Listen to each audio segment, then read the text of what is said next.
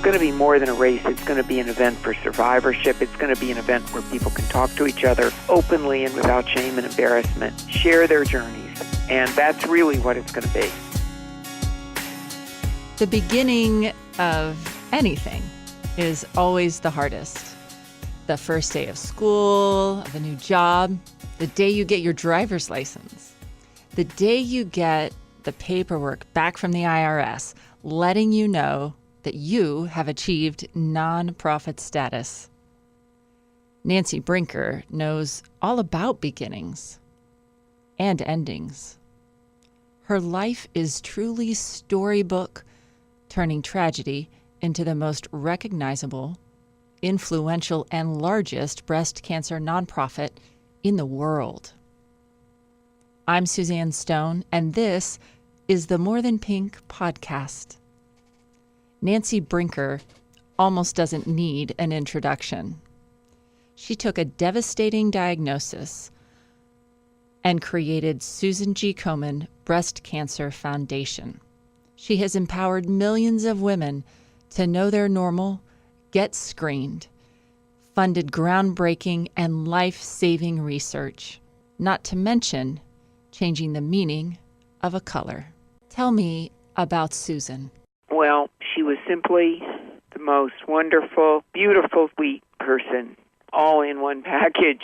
She was my older sister, 3 years older than I. She was my best friend, and she was always wonderful to me. She included me in things. She taught me things. She was proud of me. We had very different talents. She sort of decided what needed to be done, and I was usually the one who was appointed to do them, including chasing away disinterested or uninteresting boyfriends, making sure that whatever it was that she needed to do was well-oiled.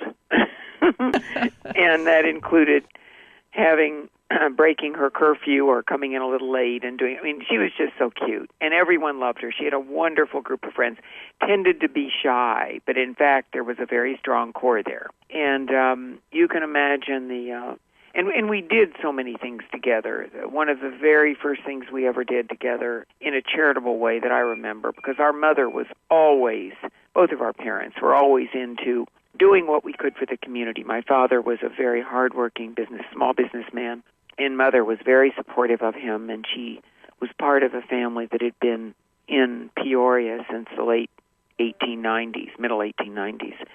So we came from a very solid family. She had 6 aunts and uncles who were really more like her brothers and sisters, but they were my great uncles. But she didn't have any brothers and sisters. She was an only child, but it was part of a big family. We celebrated together. We did everything together. And, so as time went on, and as we grew older, and I went to the University of Illinois, my sister went to the University of Missouri, and she loved living in the Midwest, and so she married a fellow from the university. They met. Anyway, by the time she was 33, it was determined that they couldn't have children, so they adopted 2 children. And when she was 33, living back in Peoria, she was a part-time model. She was a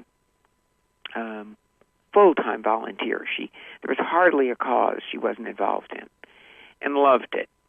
And that's when she developed breast cancer. And it was so traumatic for her because she was enough older than me to come from a little bit different generation where, Body Beautiful was everything, and this was considered a very mutilating disease that usually had a bad ending. Mammography was not in usage then. Remember, we had no computers, no faxes, no emails, no capacity to really communicate except by phone or mail. And so, though we had resources in our community, you can imagine how difficult it was to start digging around and finding who should she be seen by. I was in Texas at the time, working hard away at my first sort of professional position. I was in the executive training program at Neiman Marcus, and I knew a lot about MD Anderson and had volunteered for some of their events and knew that I had to get my sister there. I just knew it.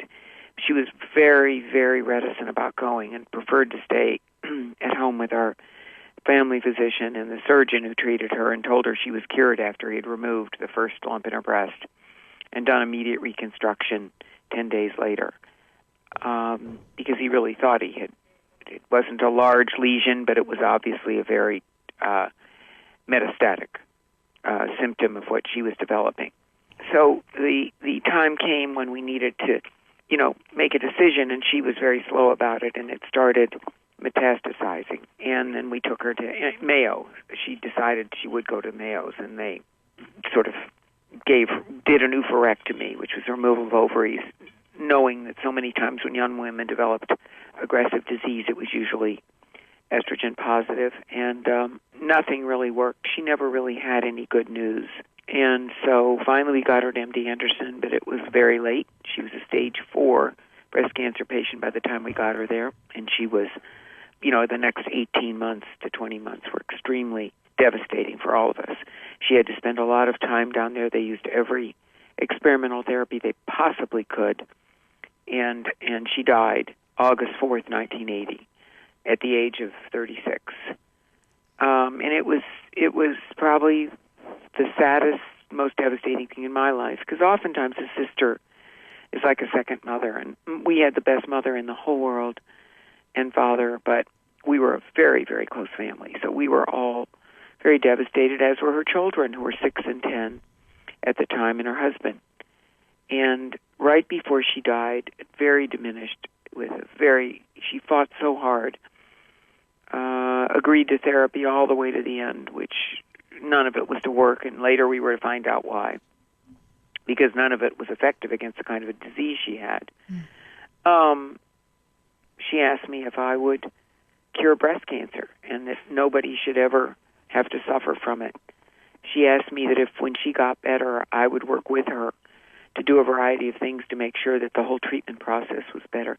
She could never say when I was She could never say when I die, but she used to say when I get better, knowing she wasn't getting better. And I found that to be fascinating, and very little that any of us could do about it. We went to visit our rabbi, and he gave us sort of a set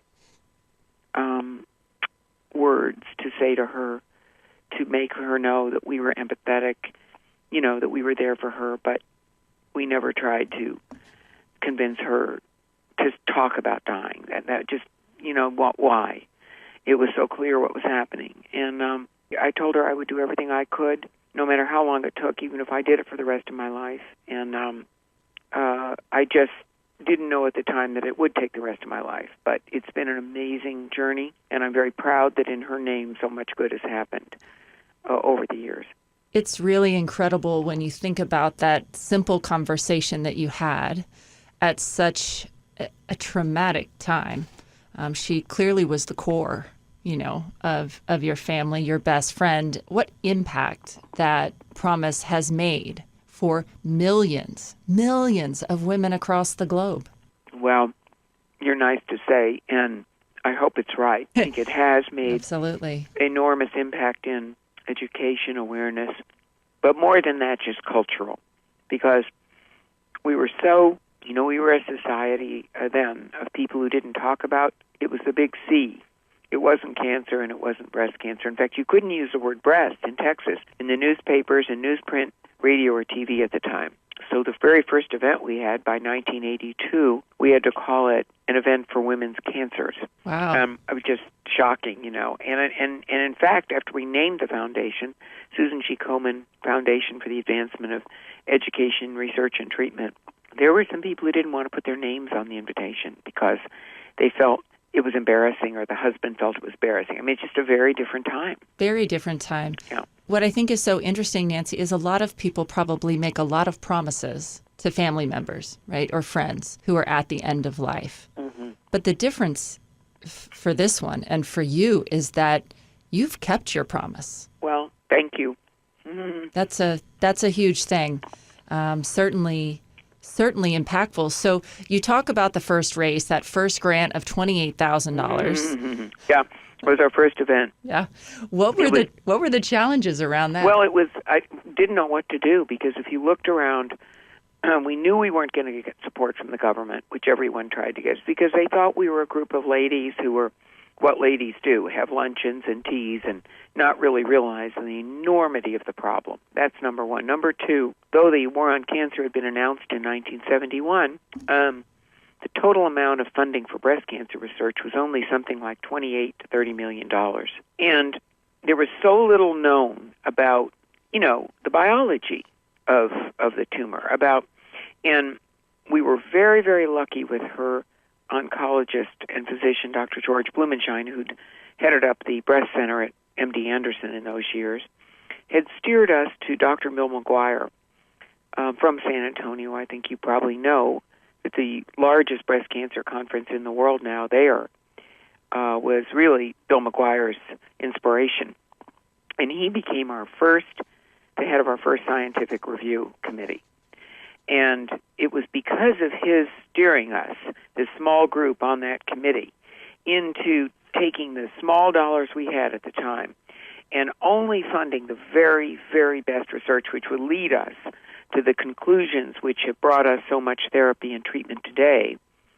That is that it was basically a genetic kind of a disease, and that the biology had to be clearly understood, the pathways of how a tumor grows, how it expresses, the genetic components, everything was based on those very early years and our commitment to funding what we believed was the best science. And of course, we were the first people really doing it. There were some groups in Washington and people trying to do it, but we were the very first people who had this kind of organization and grew very quickly. And of course, people thought we were bigger than we were, and that advantaged us to make them think we were bigger than we were because we wanted to have the impact.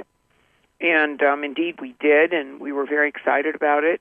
We really felt privileged by having these affiliate groups that sprang up very quickly. And then we had this Race for the Cure.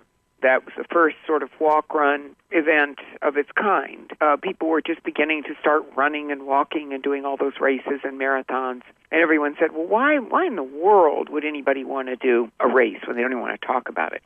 And I said, because it's going to be more than a race. It's going to be an event for survivorship. It's going to be an event where people can talk to each other openly and without shame and embarrassment, share their journeys. And that's really what it's going to be, as much as it's a walk-run. The other side also was that our very first event that we had was a big luncheon event with Betty Ford that year, where we realized we really had to bring in important people to talk about their journey with breast cancer and what they were going to do and could do. And then we realized not only did we have to educate the leaders in our country to start talking about it, but we really had to have a grassroots movement. And that's how the race was born. And that grassroots movement became nationwide and even now globally. Yeah.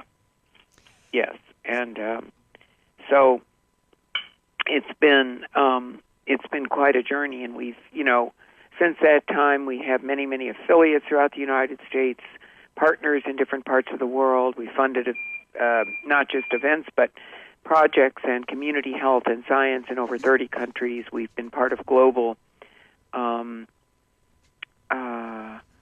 organizations and partnerships where we've worked through the WHO, we've worked through the Joint Distribution Fund of the Jewish Charities in Central Europe. We've done projects with large corporate sponsors in China, Saudi Arabia, all over. And actually, the problems are still very much the same. We've worked in Africa. We've worked everywhere. And still the problems and the issues and the fear is the same, except that we've made a lot of progress. So anyway, that's kind of that side of the story. Absolutely. So I think one of the things that's really interesting about the way that Komen is set up is that it still is that grassroots effort, and you have these local, that very local impact in all of these affiliates, making that local impact, really understanding what's happening in their community and focusing, most of their dollars there. But then there's this research component, which is that end game. And I think that it's fascinating when you look at where you started and today being the largest private private nonprofit funder of research of breast cancer. Almost $1 billion, which is incredible. And the organization has really managed to achieve some pretty groundbreaking things. Yeah. Well, I think overall we've given about $2 billion of support to communities throughout America, and then about $1 billion to research. You're right. And when we talk about the impact of that research, it's not just about the lab and funding anybody who asks for money. I think there's really some strategic placement of those research dollars, and it's really made a difference. That 38% decline in mortality since 1989. Komen funding certainly played a role in that. Yeah, that's been, I think in the 90s we made a lot of progress, started to, though I think in the 2000s, and I think particularly the last 5 or 6 years, we've made enormous gains in therapy. Though immunotherapy hasn't been quite as effective in breast cancer as it has in other cancers that are really caused by mutations in genes from environmental factors. Breast cancer is really more of a genetic disease, a familial genetic disease. But nonetheless, we have had great understanding. We have created some therapies, drugs, agents that have been very helpful in keeping metastatic patients alive longer, but we have a tremendous amount of work in that area to do. Absolutely. And when we talk about, or you talk about that family disease, unfortunately, that disease did not stop in your family with Susie. No, I developed the disease just a few years after she died. I think we probably had very similar disease. I had BRCA. I later was to find out that I was BRCA positive, and then we've also had other people we know, and then we're related to who've had breast cancer. So no, it's never. Sometimes it's very genetic. Sometimes it isn't. What do you see as the future for not just Komen, but for breast cancer and that continuing conversation that we're having from a research side, from an advocacy side in our communities? You're out there all the time, still working. Well, I think I see one thing. I think there's a need now for great collaboration of cancer groups. There are too many cancer groups, and that is that we need to pool our resources and focus in a strategic way on the issues that are important to a lot of people who are looking for longer lives. Most cancers are genetically based and DNA based. So in the future, they may be described as DNA-based cancers that express in the breast or the prostate or whatever, but they don't originate there. It's not as if it's something unique that just happens. It's generally brought on by a genetic mutation that is progressed by different factors. And so I think as we learn more about that, we will identify the disease that way.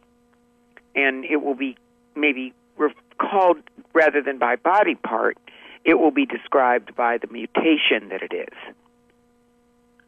That would be a big development from a cancer point of view, and, right. and certainly change the way we talk about it. That's right. That's exactly right. So I want to ask you one more question. Why October and why pink? Well, October, because it was my sister's birthday. Halloween was her birthday, and October was always a fun month in our lives. And I just started thinking as we started going, and we collaborated with some other organizations, and one of the pharmaceutical companies became involved, that we named it Breast Cancer Awareness Month, because October just started, it was the beginning of the year. The color pink I selected because it was her favorite color. It was that simple.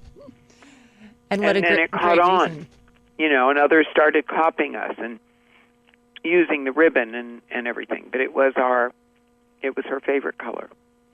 Well, her favorite color and her birth month are certainly massively important. Celebrated all across the United States. You would have probably never guessed that NFL players would be wearing pink.